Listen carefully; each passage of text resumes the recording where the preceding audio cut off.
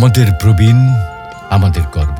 যে মুখে অভিজ্ঞতার বলিরেখা, সে মুখে মিশে আছে একটি দেশের বেড়ে ওঠার গল্প। যে হাতে লাঠি, সে হাতই একদিন গড়েছে আমাদের বর্তমানের ভিত্তি। তারা আমাদের প্রবীণ, আমাদের গর্ব, আমাদের শেকড়। তাদের শ্রম, মেধা আর ত্যাগের বিনিময়েই আমরা পেয়েছি আজকের এই বাংলাদেশ। আন্তর্জাতিক প্রবীণ দিবসে আমরা কেবল তাদের স্মরণ করি না, বরং নিজেদের অস্তিত্বের প্রতি কৃতজ্ঞতা জানাই। কিন্তু চিরায়ত যৌথ পরিবার আর সামাজিক বন্ধন ভাঙনে বদলে যাওয়া এই সময়ে আমরা কি পারছি তাদের প্রাপ্য সম্মান আর সুরক্ষা নিশ্চিত করতে? এই প্রশ্নের উত্তরে প্রবীণদের অধিকার ও মর্যাদা রক্ষায় সরকার প্রণয়ন করেছে যুগান্তকারী জাতীয় প্রবীণ নীতিমালা। এই নীতিমালার আলোকে প্রবীণদের বোঝা হিসেবে নয়, বরং অমূল্য সম্পদ হিসেবে বিবেচনা করে গ্রহণ করা হয়েছে এক বহুমাত্রিক কর্মপরিকল্পনা, যার আলোকে দেশের ইতিহাসে সর্ববৃহৎ সামাজিক নিরাপত্তা কর্মসূচির আওতায় আজ ৬১ লক্ষেরও বেশি প্রবীণ সরাসরি বয়স্ক ভাতা পাচ্ছেন। পাশাপাশি বিধবা ও প্রতিবন্ধী ভাতার মাধ্যমে উপকৃত হচ্ছেন আরও প্রায় ১৬ লক্ষ প্রবীণ।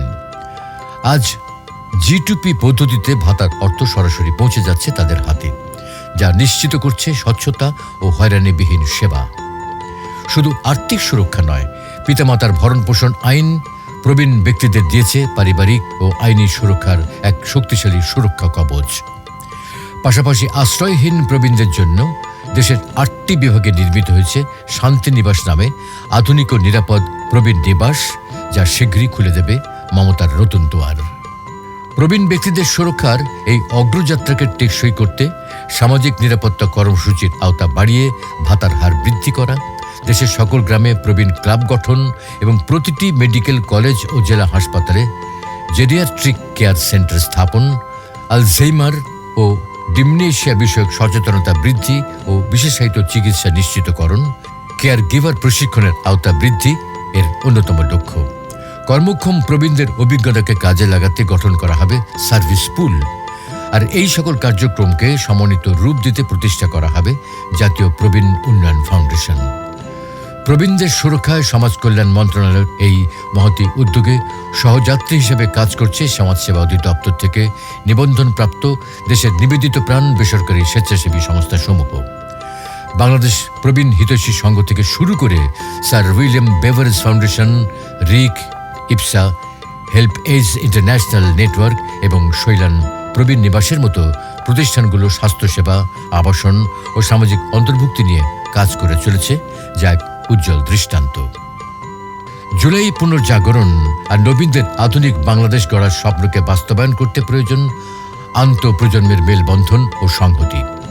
মাননীয় প্রধান উপদেষ্টার দর্শন অনুযায়ী প্রবীণ ব্যক্তিদের আত্মনির্ভরশীল ও মর্যাদাপূর্ণ জীবন যাপনের সুযোগ করে দিতে হবে, যেখানে তারা সেবাগ্রহীতা নয়, বরং দুনিয়া গড়ার কারিগর হিসেবে সক্রিয় থাকবেন।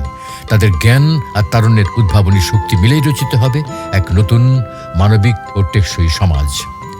আজকের নবীনই আগামী দিনের প্রবীণ।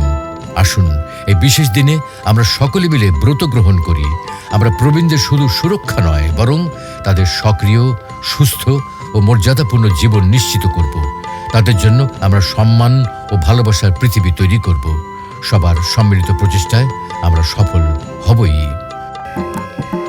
স্কুলের ভিতরে গান গাইতে কয় আমারে, স্কুলের ভিতরে গান গাইতে কয় আমারে, জোরে সুরে মারতাম তখন বিচ্ছেদ গানে টান।